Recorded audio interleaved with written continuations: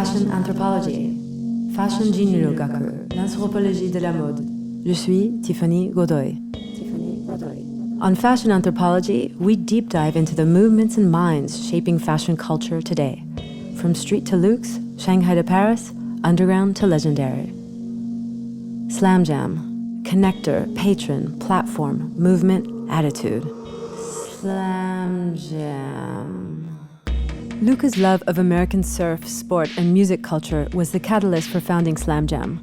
Even earlier in Switzerland, Edwin Faeh embraced another side of US culture, Americana. Think classic denim, motorcycle jackets, and later workwear including Carhartt. Mode Anthropology. In 1989, with his wife Salomi, he co-founded Carhartt Work in Progress. Soon after, Slam Jam started distributing Carhartt in Italy. Bonded naturally by mutual interests and attitudes, it's likely Carhartt's price point and consistent sales that allowed Slam Jam to mix cool with commerce. Together, these two companies have become the backbone of European street culture. Fashion Anthropology. Mein Name ist Salome Faeh und ich bin Creative Director bei Carhartt WIP. Épisode 3. Partenariat et coexistence avec Carhartt Work in Progress. Ich heiße Edwin Faeh und ich bin der Chef von dieser Bude, Carhartt. Fashion Anthropology. What did a young couple from Basel, Switzerland have in mind when they went to Detroit to get the license for a traditional workwear brand? That time we didn't think on the license. We wanted to import. We had no idea of licensing. We were still together with our brothers, with my brothers and her brother-in-laws. We were in the blue jeans business. We were together with the brand called Big Star at that time, Big Star Jeans. It was like to give a more modern image because already at that time we felt that blue jeans is a little bit only Western, and at that time maybe Western was not so demanded, So it was to give a new lifestyle or cheer up a little bit the blue denim. So we had a bunch of American brands. So our story with Big Star was then the all-American concept because denim was America. So we wanted to give more authenticity. Mm-hmm. That was the reason why we visited Carhartt, USA. カーハットが1889年、アメリカのデトロイト、ミシガンで立ち上げました。Classic American work and outdoor clothing, its duck brown material became synonymous with urban youth culture in the US from the late 1980s. So from that moment to now, you started with that and then you decided to make Work in Progress, which is the brand that you create. Mm-hmm. And that time we had also a lot of imports from America. We imported 80% of the stuff in the first years, and we just sold it not to workers.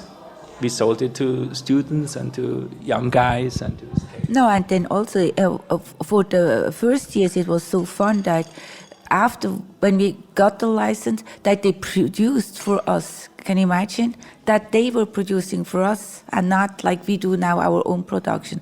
That was the best time. We go there twice a year and we had maybe this 3D styles exclusive for Europe and with our colors, and they produced at that time. And that was really cool that it was really said made in USA.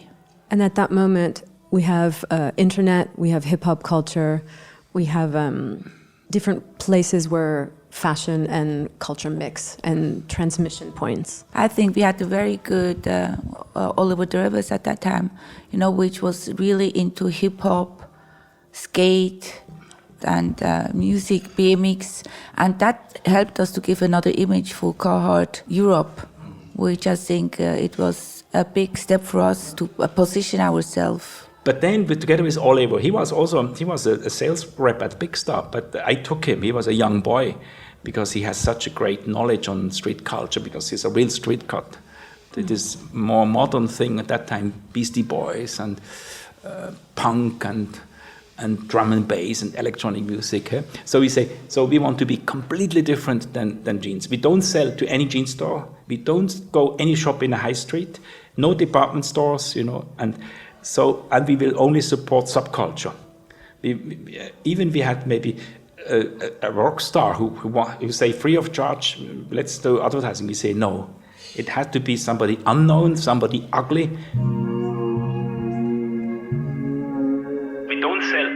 bookstore. We don't go any shop in the high street, no department stores, and we will only support subculture.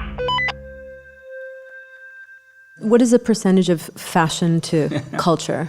At that time, we can say it was 90% culture. There was nothing which was commercial we wanted to jump on. So, Lowdown was a magazine at that time. This Berlin was coming up, and this was our playground, mainly Germany. But how do you make those decisions? Was that an official policy, or was it a feeling, or where do you kind of make those rules? This was common sense. We were a small group. For us, it was just playing. It was not earning money or doing anything. It was just more to have fun, to not please the people. And to be different, really. It was something new at that time. No, I wouldn't call fun. I mean, we had to survive, but it was not the ultimate CEO goal. talking. No, it was not the ultimate goal to make a profit. That this was also lucky because selling Big Star, we had, of course, not only we got the brand card, but we still had some money since the 20 years, the golden times of blue jeans, And this, of course, is an advantage. If you have to survive, maybe we could never do Carhartt. There was nothing which was commercial we want to jump on. It was just more to have fun, to not please the people. Can you talk about accessibility and prices and how to connect with youth culture and how important that is for Carhartt? A pair of Levi's, it was a fraction what it was in Europe. In Europe was $100, and in America was still maybe $29, but the pair of workwear was $9 or $15. Yeah, prices was also one issue. This was also how we discover also Carhartt. Because I think that, all these kind of collaborations which are prevalent, even in high fashion now, but of course started more in kind of with street fashion. And these collaborations, especially now that we're seeing, for example, with Nike and even with Carhartt, there's an accessibility that you can't have. Like a kid couldn't buy Undercover, but he could buy Undercover times Nike. We have another request from a Japanese brand. I cannot name it yet because they don't like that I tell this before things is cool. But they say, yes, if we do it, we want you to produce because then we have another price level. We did it with Neighborhood, for instance, and then the price is more accessible. Since I've known you guys, already the diversity of collaborations from Heron Preston to Junior Watanabe to Nike, this is within the last year, and there are more. What is the appeal point and how do you decide? We must differentiate collaborations, which is a real collaboration. Let's say we did with Braindead, With Braindead, we are the big guy, and Braindead is the smaller guy. Or with Nike, we are the smaller guy, and Nike is the big guy. But then Heron Preston is not a collaboration. Heron Preston likes us, although we produced it, but we didn't sell it in our store, and we didn't offer it to our customers because the price is way insane. I don't know, your customers would understand if you have a Heron Preston jacket for €1,000 in the store. And same with Junior Watanabe. These are more designers who love workwear, who love the brand. And then Spazio Maiocchi is a collaboration project, a joint project with Slam Jam. How did that come about, and what's the motivation? We were looking for offices in Milano. For Carhartt work in progress for the Italian market, and Slam Jam, he must maybe put more activity in Milan than in Ferrara. It's getting more and more difficult to bring people to Ferrara because it's still countryside. So this always then, luckily, our architect, and it's also architect for Luca Benini for Slam Jam, Andrea Caputo, found this beautiful space. And then it was up for sale. And then I suggest, Luca, why not we buy it together? Because it was too much for me and too much for him, but together, finally we bought it. Edwin Sanga emailed it Staitanoa. Slam Jam and Carhartt have been friends for 25 years and started importing American brands together at the beginning of streetwear, during the golden era of hip-hop. United by this common drive to promote culture, Slam Jam a commencé à distribuer Carhartt en Italie. Luca's idea is to bring Kaleidoscope as a tenant to support some rent because we don't need it the whole year. Also, Luca doesn't need it the whole year. And now, temporary, we need it for seasonal sales. Carhartt and Luca can use it. Yeah, it's Carhartt showroom. Yeah. Twice a year for 2 months is a Carhartt showroom. Beside that, but in another corner is also a Slam Jam showroom. And then in between season, if Alyx makes an event, can make an event, or then different events can be held, and it just developed. It's a cultural space. It's a cultural thing, and it developed very naturally. With Slam Jams also, they are even more street, more cultural, more socialism, more to bring not only this space for professional, but also for people from Milan to make events, to make parties, to make like discussions. Recently, there was Virgil had an event there. And this is fantastic, yeah. Well, of course, when we launched the Converse Carhartt collaboration shoe, we launched it there. And it's amazing to have a space like this. What do you think, doing work in progress from Europe, how do you think that has influenced the culture of what you do? I mean, we were never so conscious what we are doing, but at the end it was really a jewel, and we find that what it's beautiful for us that it has this heritage and that it comes from a corner which actually has nothing to do with fashion.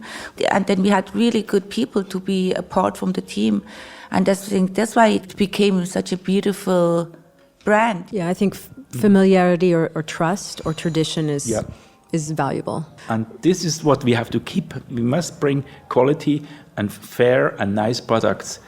It's not the latest shit, but it's cool to have it. With Slam Jams also, they are even more street, more cultural, more. It's not the latest shit, but it's cool to have. Thanks for listening to Fashion Anthropology. More episodes on Slam Jam are available now. Fashion Anthropology, édité par Frank Aderer. Music, Krikor Kushian. Keep listening to HYPEBEAST Radio. HYPEBEAST Radio, quittez kudasai. Restez branchés sur HYPEBEAST Radio. Fashion Anthropology.